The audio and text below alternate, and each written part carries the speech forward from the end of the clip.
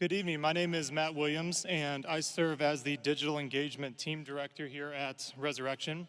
And I'm really grateful to be with you all tonight. As I was thinking about how do I articulate 37 years of experience that led me here tonight, I thought I'd share two quick stories with you and then explain how those two things led me to being here tonight. It's a warm, sunny day in March 2008, and I'm standing under clear Carolina blue skies outside Duke University's baseball locker room waiting for Mike. It's my junior year as a baseball player at Duke, and Mike texted me earlier in the day to see if he could bring me something before practice. I grew up in a loving, church-going family, and I accepted Jesus as my Savior when I was 13, but outside of wanting to go to heaven instead of hell, I didn't think about what Jesus actually meant for my day-to-day life.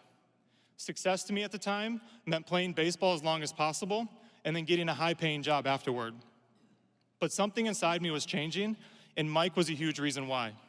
A few months earlier, I got suspended from the team for partying, and I met Mike right around that time. He invited me to read the Bible with him, so I started meeting with Mike at a Brueggers bagel shop near campus almost every Friday. That day in March, Mike handed me a brand new Bible through his car window. That Bible, combined with Mike's discipleship, fundamentally changed the trajectory of my life, and I don't think I'd be standing here today without Mike's personal investment in me. Here's the thing, that experience didn't just change my spiritual life.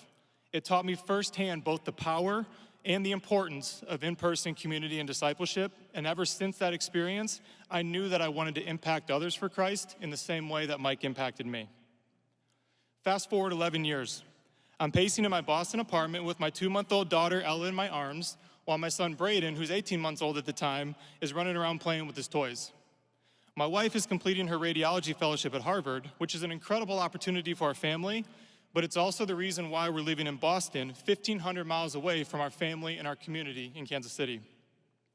So there I was, a full-time stay-at-home dad, trying to survive 2 kids under 2, no community, and in the depths of a genuine existential crisis. But I did have one thing, my phone and a pair of headphones. Between diaper changes and toddler meltdowns, I could read and I could listen to podcasts and audiobooks.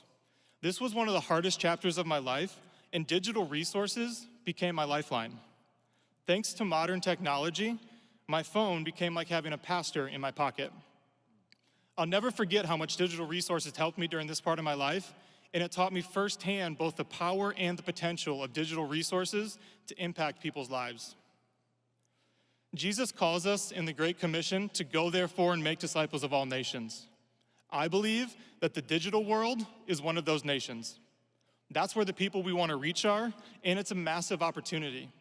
In a digital space that's full of darkness, we can be salt and light that stands out, that builds trust, and that invites people into community, transformation, and impact. In other words, into a life of discipleship and following Jesus. The United Methodist Church, I believe, isn't declining because of our message. Our Wesleyan theology of love, grace, inclusion, and critical thinking is uniquely positioned to speak to people who don't go to church. As United Methodists, we have a branding problem, not a messaging problem. And I believe with all my heart that both digital media and resources are key to solving this. As here at Resurrection, as we approach Pastor Adam's retirement, the single most significant transition in Resurrection's history, I also believe that our digital discipleship strategy is critical for the next 40 years of ministry as a church.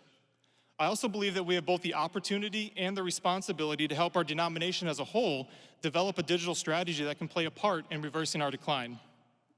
Nothing will ever replace the critical importance of inviting people to church so that they can experience both God and community in physical, tangible places of worship. But in 2025, in 2035, in 2045, and beyond, I believe that part of the Great Commission is a digital commission. So I know that I can continue pursuing this work as laity, but I believe that God is calling me to ordain ministry as a deacon to combine theological education, pastoral training, and digital strategies to help both our church and our denomination not just survive the next 40 years, but thrive. Thank you for listening, and thanks for your consideration tonight.